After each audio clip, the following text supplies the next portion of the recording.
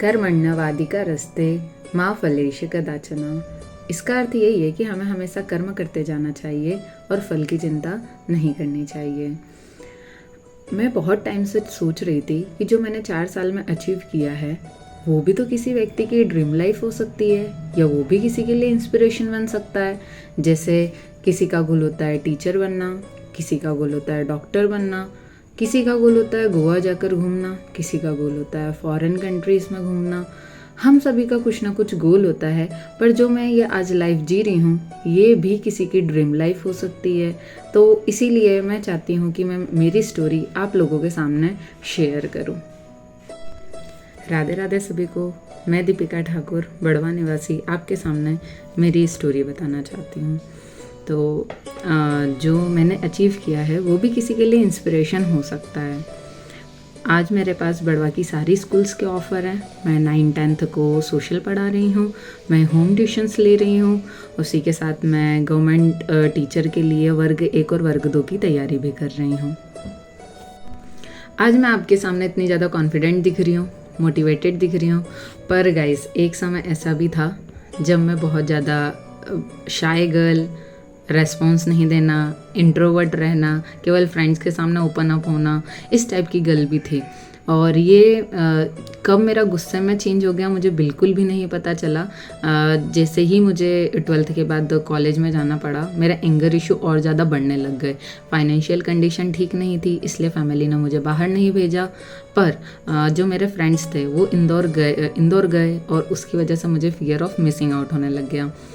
जो मेरे साथ वाले थे वो घूम रहे हैं, इंजॉय कर रहे हैं, ऑब्वियस सी बात है मुझे फियर ऑफ मिसिंग आउट हो गई होगा। तो उस वजह से मैं बहुत ज़्यादा गुस्से में रहने लग गई थी, फैमिली से अच्छे से बात नहीं करना, ये सारी चीज़ें मेरे साथ हो रही थी। और उसी के जस्ट बाद कोविड आ गया। कोविड में आने की वजह से हम लोग सब साथ में रहने लग गए और सिचुएशंस और ज़्यादा वर्स होने लग गई और ज़्यादा बुरी होने लग गई।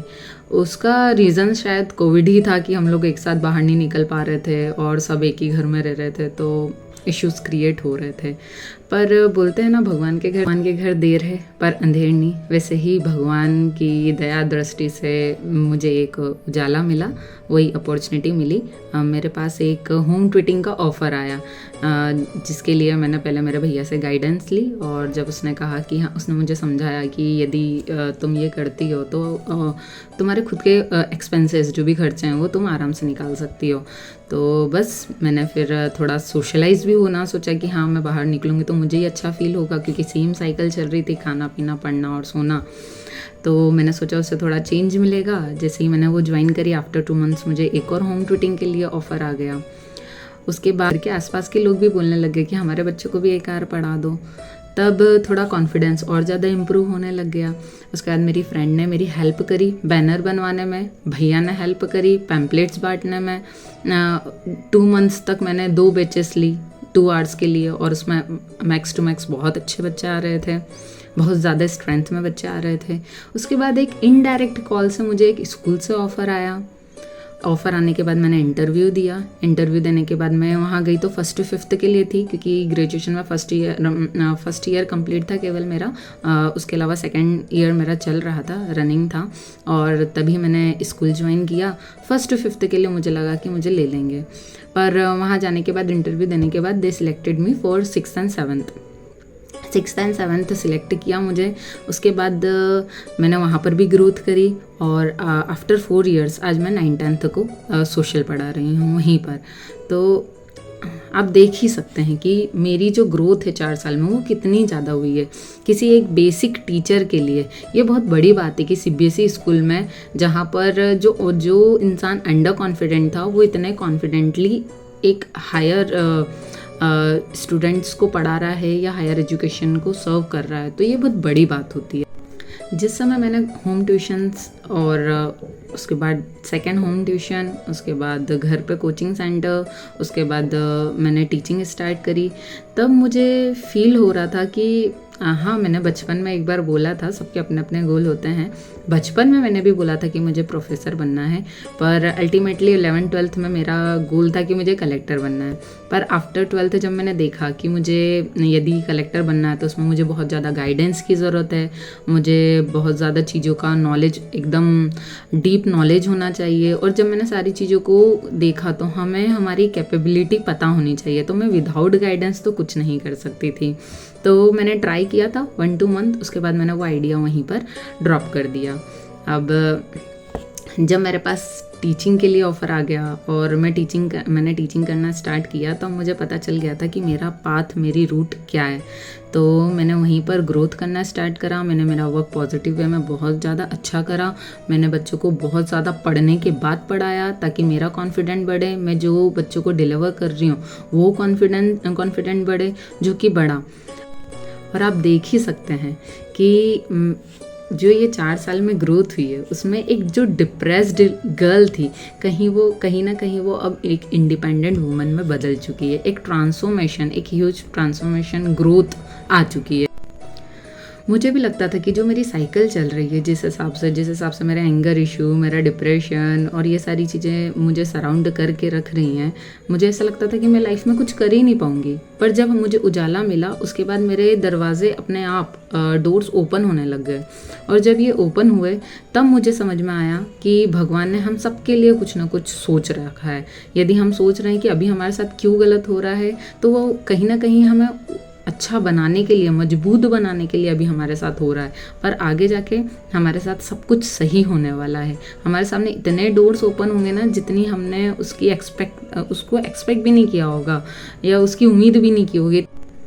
तो यही थी मेरी स्टोरी, एक डिप्रेस गर्ल से एक सेल्फ इंडिपेंडेंट वुमन बनने की।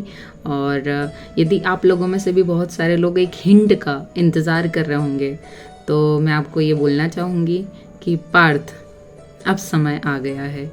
अब समय आ गया है जागने का और अपनी खुद की कहानी लिखने का। तो यहाँ से आप लोग इंस्पायर हो सकते हैं और अपनी जो आगे वाली जर्नी है उसके लिए प्लान कर सकते हैं कि हम कैसे कुछ करें। आप में से बहुत सारे लोग होंगे जो 10th-12th कर रहे हैं, जो लाइफ में बहुत अच्छा गोल सेट करना चाहते हैं। बहुत सारी वुमेन होंगी जो 12th के बाद बिकॉज ऑफ अंडर कॉन्फिडेंस या फिर डर की वजह से कुछ नहीं कर रही होंगी, या फिर हम बोल सकते हैं वो लोग जो फैमिलीज इश्यूज़ की वजह से, बच्चों की वजह से पढ़ा नहीं पा रही थी, या फिर जो डाइवोर्सी हैं, जिनको डोमेस्टिक वायलेंस का शिकार होना पड़ा या अब्यूज़ होना पड़ा, वो सारे लोग टीचिंग की तरफ बढ़ सकते हैं। क्योंकि टीचिंग एक बहुत ही ज़्यादा सेफ़ प्लेस है, एक सेफ़ इन्वायरमेंट है जहाँ पर हम जाके हमारी जगह बना सकते हैं, हम खुद फील कर सकते हैं कि हम कुछ कर सकते हैं। आप में से बहुत सारे लोग होंगे जो कोई 10th-12th पास होगा केवल, या फिर कोई डाइवोर्सी होगा, कोई डोमेस्टिक वायलेंस का शिकार होगा, या फिर हो सकता है कि फैमिली इश्यूज़ या बच्चों की वजह से वो अभी तक पढ़ा नहीं पाया। पर मैंने देखा हुआ है कि बहुत सारे स्कूल्स में बहुत ओल्ड लेडीज़ भी हिंदी, व्याकरण, इंग्लिश ये सारी चीज़ें पढ़ा रही हैं। तो स्टार्ट करने की कोई एज नहीं होती है। यदि आपके पास मेरी आज ये वीडियो पहुंच रही है तो आप थोड़ा सा ग्रोथ कीजिए, थोड़ा सा सेल्फ कॉन्फिडेंट लाइए और ट्राई कीजिए। आपको कोशिश करना पड़ेगा। जब तक आप कोशिश नहीं करेंगे आप आगे नहीं बढ़ेंगे। तो आपको यदि हिंट का इंतज़ार था तो ये मेरी एक हिंट थी कि पार्थ अब समय आ गया है जागने का। तो जागिए, अपनी कहानी लिखने के लिए आपको मजबूत बनना पड़ेगा, आपको ट्राई करना पड़ेगा, कोशिश करनी पड़ेगी, आपको हार नहीं मानना है। यदि आप इस पॉइंट पर हार मानते हैं तो यदि मैं जो दीपिका अभी हूँ, यदि उस समय मैंने भी हार मान ली होती या मैंने भी अपॉर्चुनिटी नहीं ली होती तो शायद आज भी मैं घर के काम कर रही होती, मतलब खुद के ही घर के काम कर रही होती, या मेरी भी शादी हो चुकी होती। मैंने स्कूलिंग के बाद यानी 10th-12th के बाद मैंने बैचलर ऑफ आर्ट्स करा है, उसके बाद मैंने बीएड करा है, बैचलर ऑफ एजुकेशन, और अभी मैं एमए फर्स्ट ईयर परस्यू कर रही हूँ। और उसी के साथ मैं सीबीएसई स्कूल में 9th-10th को पढ़ा रही हूँ, होम ट्यूटिंग कर रही हूँ, और गवर्नमेंट टीचर के लिए वर्ग 1 और वर्ग 2 की तैयारी भी कर रही हूँ। इसी के साथ मैं रुकना नहीं चाहती हूँ, मैं चाहती हूँ कि मेरी ग्रोथ होती रहे। न्यू ईयर आने से पहले मैं चाहती हूँ कि मैं थोड़ा और जितना भी जहाँ भी चीज़ें छूट रही है वो मेरी सही हो जाए। और इसी की वजह से मैं चाहती हूँ कि मैं आप सभी के साथ मेरा 75 हार्ड डे चैलेंज शेयर करूँ, और मैं चाहती हूँ कि आप भी मेरे साथ उस चैलेंज में शामिल हों और अपनी डेली ग्रोथ देखते जाएं कि हमने जो गोल सेट करा है वो पूरा हो रहा है या नहीं हो रहा है। मैं मेरा गोल रखना चाहूँगी कि मैं फ़िट हो जाऊँ, मैं ज़्यादा से ज़्यादा पढ़ाई करूँ, वर्ग 1 और वर्ग 2 के लिए तैयारी करूं, और उसके बाद मैं खुश रहूं, काइंड रहूं, मोटिवेट करती रहूं सभी को, और कॉन्फिडेंट रहूं ऑब्वियसली।